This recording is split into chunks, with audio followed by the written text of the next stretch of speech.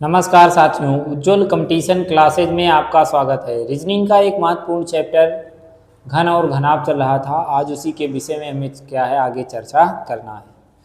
तो देखिए हमने आपको पहली वाली क्लास में आपको समझाया ही था कि घन में क्या क्या होते हैं। कि एक घन की बात किया जाएगा तो उसमें क्या है सदैव 6 सतहें होती हैं, 8 कोने होते हैं और 12 कोर या किनारा होता है। और इसमें हमने आपको बताया भी था कि 6 सतहें होती हैं लेकिन 3 आपको प्रत्यक्ष रूप से दिखाई देती है और 3 दिखाई नहीं देता है। और कोने की बात किया जाएगा 7 कोना प्रत्यक्ष रूप से दिखाई देता है और 1 कोना दिखाई नहीं देता है।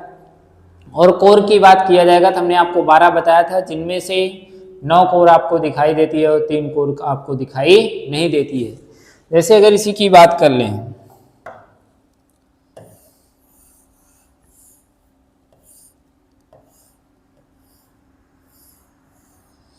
तो देखिए, अगर वैसे होने के तो हमारे 6 सतहें होती हैं, 8 कोना होता है और क्या है 12 कोर या किनारा होता है, जिनमें से हमें क्या है 6 सतहें में से 3 सतह दिखाई देती है और 3 दिखाई नहीं देता है।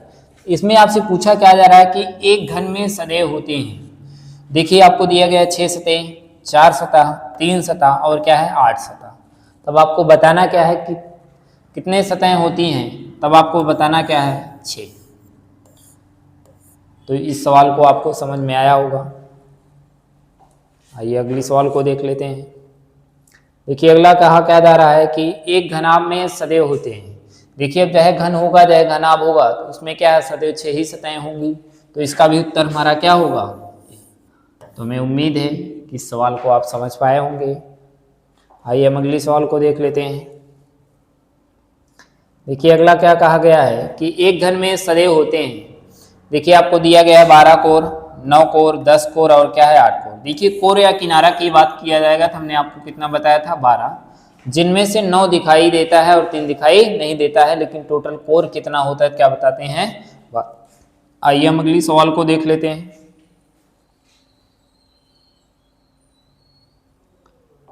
देखिए अगली सवाल क्या दिया गया कि एक घनाभ में सदैव होते हैं। कह रहा है 12 कोर, 9 कोर, 10 कोर, 8 कोर। किसकी बात किया जाएगा क्या बताएंगे 12 कोर। आइए हम अगली सवाल को देख लेते हैं। देखिए कह रहा है कि एक घन में सदैव होते हैं। तो चाहे अब घन हो या घनाभ में तो उसकी बात किया जाएगा तो कोना कितना होता है हमारा 8। तो कौन सा ऑप्शन सही होगा, ऑप्शन नंबर ए। आइए हम अगली सवाल को देख लेते हैं। देखिए कह रहा है कि एक घनाभ में सदैव होते हैं, इसकी भी बात किया जाएगा। देखिए 8 कोना होता है। तो कौन सा ऑप्शन सही होगा, ऑप्शन नंबर ए। आइए हम अगली सवाल को देख लेते हैं। देखिए अगली सवाल दिया क्या गया है कि एक ठोस घन जिसकी लंबाई, चौड़ाई और ऊंचाई 40 सेंटीमीटर है, 5 सेंटीमीटर के छोटे छोटे घनों में काटा गया है। तो 2 सतह रंगीन घनों की संख्या क्या होगी। तो देखिए n बराबर हम क्या लिखेंगे, बड़े घन की भुजा बटे छोटे घन की भुजा। 5 से काटेंगे तो कितना आएगा 8। तो n बराबर कितना आ गया हमारा 8। कह रहा है कि 2 सतह रंगीन घनों की संख्या की बात किया जाएगा तो हम क्या लिखेंगे 12n-2। तो 12n का मान कितना है 8 - 2, तो 12 गुणे 6 बरछंग 72। तो कौन सा ऑप्शन सही होगा आपका, ऑप्शन नंबर। तो इस सवाल को आप समझ लीजिए। आइए अगले देख लेते हैं। देखिए कह रहा है कि एक ठोस घन जिसकी लंबाई, चौड़ाई और ऊंचाई कितना है 7 सेंटीमीटर, और कह रहा है कि इसे 12 सेंटीमीटर के छोटे छोटे घनों में काटा गया है। तो 2 सतह रंगीन घनों की संख्या क्या होगी। हम क्या करेंगे 60/12, तो कितना आएगा 5। तो n का मान कितना आ गया हमारा 5। आपसे पूछा जा रहा है कि 2 सतह रंगीन, इसका सूत्र हमने आपको बताया था 12n-2।